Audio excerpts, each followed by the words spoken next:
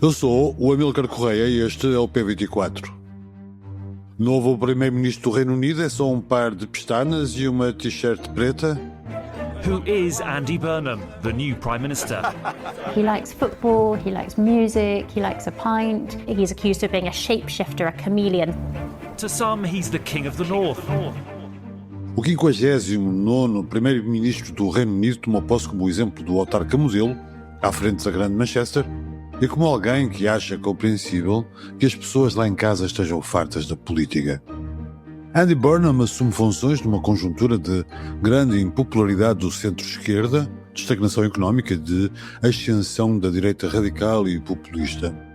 Propõe um novo modelo político e económico, a descentralização e a reindustrialização do país. O alívio do elevado custo de vida, sobretudo. Veremos se, como diz a líder da oposição, este político nascido em Liverpool é mais do que a pair of eyelashes and a black t-shirt. It's dark blue, actually. um par de pestanas e uma t-shirt preta, como ouvimos, ou azul escura, como ele corrigiu a seguir. Há uma série de questões que se colocam ao rei do norte, como lhe chamam. A sua intenção de transferir parte do executivo para Manchester terá algum impacto na unidade trabalhista?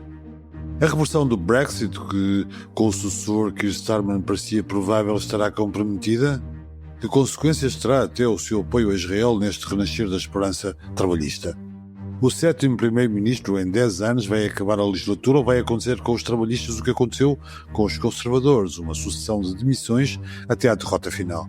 É sobre tudo isto que vamos falar com António Saraiva Lima, jornalista do Público e moderador do podcast Diplomatas, que pode ouvir todas as quintas-feiras no Público ou nas plataformas de streaming habituais. Bem-vindos ao P24, seu dia começa aqui.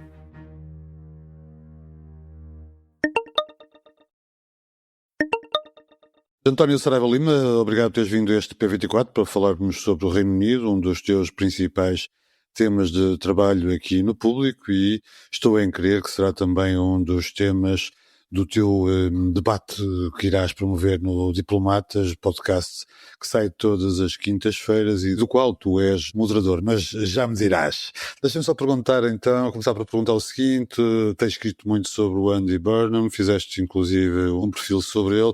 Ele surge como o autarca modelo, vindo da grande Manchester, tem um discurso sobre o socialismo amigo das empresas ou o manchesterismo. O que é que isto significa afinal? Isto é um modelo de governação que ele aplicou durante esse tempo, que foi mayor de Manchester entre 2017 e 2024, portanto uma cidade do norte de Inglaterra, o antigo berço da Revolução Industrial Britânica.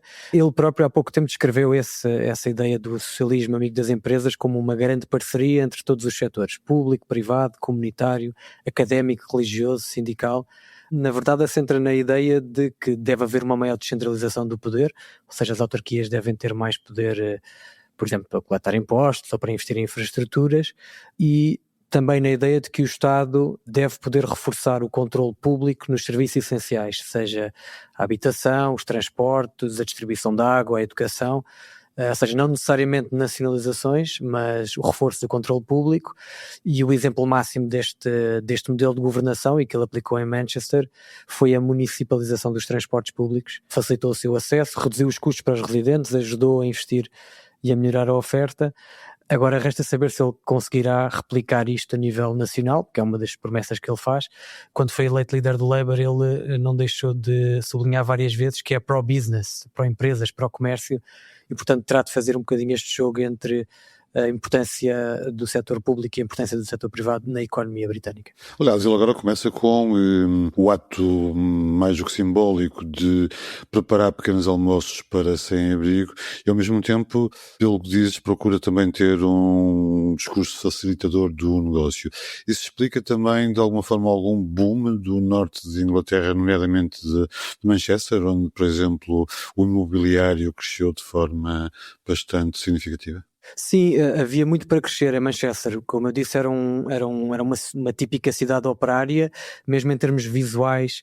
Tu, quando ias a Manchester, vias muitas fábricas abandonadas, muitos armazéns, canais com ar decrépito, e nos últimos 5 anos estar em Manchester há uma grande diferença, arranha-céus, há um grande boom no mercado imobiliário, que também está relacionado com o facto de, em Londres, os preços das casas estarem a aumentar brutalmente, e portanto houve esse boom. Mas aqui coloca-se mais uma vez a questão de como é que isso se faz, esse investimento a nível nacional, ou replicar esse modelo a nível nacional, quando o país tem uma dívida pública perto dos 95% do PIB, o FMI projeta um crescimento de apenas 1% para 2026, esse é o seu grande desafio. António, falaste há pouco na descentralização e de facto o Burnham é o rei do Norte, como lhe chamam. O rei do Norte já disse que iria transferir para Manchester alguns dos serviços e ministérios do governo britânico, que é, imagino que seja o único na história do Reino Unido. Até que ponto é que esta descentralização poderá ter algum impacto na unidade trabalhista e talvez numa visão de alguém que não encarna o país na sua totalidade e poderá ser até acusado de algum parcialismo na forma como prevê o desenvolvimento do Reino Unido? Eu acho que eu não vejo essa questão a ter impacto na unidade do Partido Trabalhista, iria mais pela segunda hipótese que levantaste. Ou seja, poderá quanto muito ter impacto na forma como os eleitores, sejam do norte, do sul, do centro de Inglaterra, da Escócia, do país de Gales, a forma como eles olham para Burnham se sentirem que estão a ser prejudicados em detrimento do norte do país. Neste momento adivinha-se, e acho que já está em curso, uma guerra dentro do Partido Trabalhista, mas é mais entre os aliados de Starmer, a ala mais ao centro do partido, que continuam a sublinhar a necessidade de estabilidade orçamental, estabilidade fiscal, estabilidade dos mercados financeiros, ou seja, uma abordagem mais pragmática, contra a ala supostamente mais reformista de Burnham, que é um progressista e que já está hoje, neste dia que estamos a gravar, a ser pressionada para justificar como é que vai arranjar financiamento, por exemplo, para os cortes no IVA na eletricidade que foram anunciados nesta terça-feira. Mas há também neste Labour uma zona intermédia mais cinzenta, não é? Porque alguns dos ministros de Starmer saltaram também para este atual governo. Não há propriamente uma cisão muito clara e abrupta. Aqueles que eram mais leais a Keir Starmer ficaram todos de fora, seja por opção do primeiro-ministro ou por opção própria, porque, por exemplo, a imprensa britânica dizia que a Rachel Reeves, que foi ministra das Finanças, uma pessoa muito importante na política orçamental de Keir Starmer, terá sido convidada para um cargo, mas que não aceitou por lealdade a Keir Starmer. Mas, na verdade, se formos ver aqueles que ficaram no governo, ou seja, que transitaram de um governo para o outro, eram críticos de Keir Starmer. Estamos a falar de John Healey, que era Ministro da Defesa e que saiu criticando Keir Starmer por não investir o suficiente nas Forças Armadas e que é agora o Ministro das Finanças. Estamos a falar de Wes Streeting, que era Ministro da Saúde e que também saiu criticando Keir Starmer depois das eleições autárquicas e que é hoje o Ministro da Defesa. Portanto, eu acho que, apesar de tudo, há aqui uma divisão entre aqueles que eram muito leais a Keir Starmer e os que são ou leais a Andy Burnham, que também os há, ou não sendo totalmente leais a Andy Burnham, criticaram mais ou menos abertamente a política de Keir Starmer. Acho que concordarás comigo se eu disser que Andy Burnham irá favorecer muito mais a política interna do que a política externa, pelo menos nesta primeira fase. Há quem diga, a líder da oposição, líder dos Tories, que o novo primeiro-ministro é só um par de pestanas e uma t-shirt preta ou azul escura, não é? Como tu dizias no teu perfil de domingo. Ou ele será mesmo capaz de fazer uma política completamente diferente de Starmer? Há, de facto, uma linha política totalmente distinta entre um e outro? Eu acho que nas ideias sim, porque o Keir Starmer, quando conduziu o Partido Trabalhista ao poder, não nos podemos esquecer que ele herdou o Partido Trabalhista de Jeremy Corbyn, portanto muito mais alinhado à esquerda, ele assumiu abertamente que queria recentrar ideologicamente o partido. Podemos argumentar que foi por uma lógica puramente eleitoral, porque devido ao facto do próprio sistema eleitoral britânico que privilegia os grandes partidos e, portanto, se tu fizeres uma campanha mais ao centro, podes ir buscar eleitores do Partido Conservador e de partidos mais à direita. Em termos de ideias, há claramente uma diferença entre um e outro, mas a implementação dessas ideias é o grande desafio que nós vamos ver daqui para a frente. Eu acho que, apesar de tudo, acho que Andy Burnham vai durar até ao fim da legislatura, ou seja, até 2029. É certo que se as pessoas continuarem a sentir que não há melhorias no seu dia-a-dia, ou seja, tanto no seu bolso como na sua própria carreira profissional, ou se houver aqueles escândalos que afetaram o Keir Starmer, este governo será rapidamente impopular. Mas também acho que ninguém quer ir a eleições, tirando o Reform UK, e eu acho que isso dá alguma estabilidade a Andy Burnham, independentemente de ele conseguir ou não implementar as coisas que está a prometer. Porque, por exemplo, no caso dos conservadores, em todas aquelas votações internas, aquela dança de cadeiras que nós assistimos nos últimos anos, com uma série de primeiros-ministros, todos os candidatos que se apresentaram e que chegaram depois a líderes do Partido Conservador eram tudo antigos ministros, caras conhecidas, pessoas com ambição. Estamos a falar de Rishi Sunak, Liz Truss, Boris Johnson, a própria Kemi Badenoch, eram tudo pessoas conhecidas. No caso do Labour, basta olhar para a sucessão de Keir Starmer. Andy Burnham foi o único candidato que se apresentou, ninguém se quis chegar à frente, nem sequer por aquele motivo que até podemos dizer mais nobre em democracia, que é o saudável debate de ideias. Porque eu acho que tanto o Partido Conservador como o Partido Trabalhista, que são os grandes partidos tradicionais do Reino Unido, olham para as sondagens, veem o Reform UK, direita radical e populista de Nigel Farage no topo das sondagens e percebem que não estão neste momento em condições para ir a eleições. E portanto eu acho que vamos ter uma legislatura estável durante 2-3 anos, pelo menos no papel, porque depois já sabemos como é que a imprensa britânica é sempre muito efervescente. Todos os dias haverá um problema mais ou menos grave, como houve também com Keir Starmer. Bem, se isso acontecer, será algo simbólico e algo significativo na história do país dos últimos 10 anos, que assistiu a 7 primeiros ministros. Aparentemente esse será o grande antídoto para evitar Farage e o Reform UK com uma representação muito mais representativa em Westminster. Falando de política externa, qual é que achas que será a alteração se é que haverá alguma alteração na relação do Reino Unido primeiro com a União Europeia, a reversão do Brexit, que com Keir Starmer parecia mais ou menos provável, será comprometida, e depois como é que será essa relação com os Estados Unidos de Donald Trump? Eu tenho algumas dúvidas se Keir Starmer quis verdadeiramente reverter o Brexit, ou seja, Sabes que era uma encenação? Eu acho que no seu íntimo ele gostaria de o fazer, e acho que todos os políticos com 2 dentes de testa no Reino Unido o queriam fazer, mas por motivos eleitorais e pelo facto de esse processo ter sido muito polarizado, não só o referendo, mas o pós-referendo, não o quis fazer. Obviamente que houve uma reaproximação à União Europeia, mas muito por necessidades securitárias e no âmbito do recuo estratégico da administração de Trump, mas também da guerra na Ucrânia, mas as questões essenciais como o eventual regresso do Reino Unido ao mercado único, à União Aduaneira, nunca foi um objetivo assumido por Keir Starmer. Durante a campanha, Burnham disse mesmo que a reversão do Brexit é a última coisa que o país precisa, falou naquela ideia de que a democracia ficará comprometida se o voto no referendo de 2016 for revertido.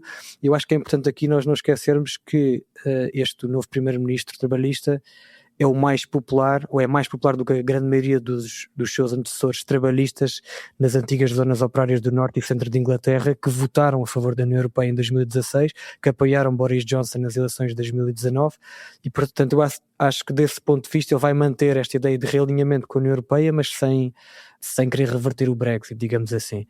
Em relação às relações com os Estados Unidos, qualquer primeiro-ministro britânico, a primeira coisa que faz, e neste caso não foi exceção, a ligar a Trump, a ligar à sala Estados oval. Unidos. Sim, eu acho que Burnham tem, pelo menos para já, uma vantagem. Aparentemente estará aberto a autorizar a exploração, novas explorações de petróleo e de gás natural, nomeadamente na Escócia, algo que Donald Trump tem vindo a dizer há muito tempo que o Reino Unido tem de fazer, que é a lógica do drill baby drill. Em termos de opções estratégicas, eu acho que não haverá grande diferença. Ou seja, o Reino Unido com Andy Burnham não se quererá envolver na guerra no Médio Oriente, continuará a prestar o seu apoio logístico, político, mas não quererá envolver-se diretamente. António, e para terminar, em relação a Gaza e à Palestina, que tem motivado muita discussão na sociedade britânica, com manifestações constantes e com tomadas de posição de pessoas bastante conhecidas no país, Starmer teve alguma ambiguidade nessa relação. Burnham tem tido no passado alguma simpatia por Israel, também falou em crimes de guerra cometidos em Gaza, mas sem usar a palavra genocídio. Que consequências é que poderá ter essa simpatia de Burnham por Israel neste renascer da esperança trabalhista, partindo do princípio de que há neste centro-esquerda britânico uma maior empatia pelo sofrimento palestiniano?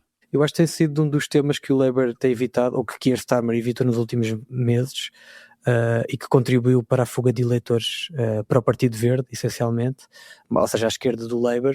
Antes de ter sido eleito líder do partido, o Burnham pediu desculpa pela resposta inicial do partido à guerra de Israel em Gaza, disse que o partido não agiu de forma correta, que tem de fazer melhor. Starmer foi muito criticado não só pela venda de armas a Israel, como por não reconhecer que as forças armadas israelitas, segundo estes críticos, cometeram genocídio ou estão a cometer genocídio no enclave palestiniano. Também foi criticado pelo alinhamento com a política de Trump ao Médio Oriente.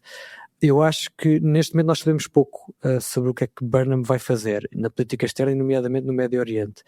Certo é que a escolha de Ed Miliband para Ministro dos Negócios Estrangeiros está a ser vista por estes críticos de Starmer como mais do mesmo, e mesmo no primeiro comunicado que o Miliband publicou ontem, quando foi formalmente nomeado Ministro dos Negócios Estrangeiros, ele diz, eu tenho aqui o comunicado, ele diz que vai trabalhar incansavelmente para alcançar uma paz sustentável na Palestina e em Israel, incluindo o fim do terrível sofrimento do povo de Gaza e a segurança do povo de Israel. Isto é muito genérico, parece um bocadinho, parece não haver aqui grandes diferenças, mas é um tema que o Labour terá de resolver, porque para além da relevância humanitária até desta questão, que é o mais importante na verdade, para Burnham e para o Labour há ainda esta componente eleitoral, que é o Partido Trabalhista não consegue vencer as próximas eleições, os eleitores de esquerda forem todos votar no Partido Verde ou até no novo partido de Jeremy Corbyn.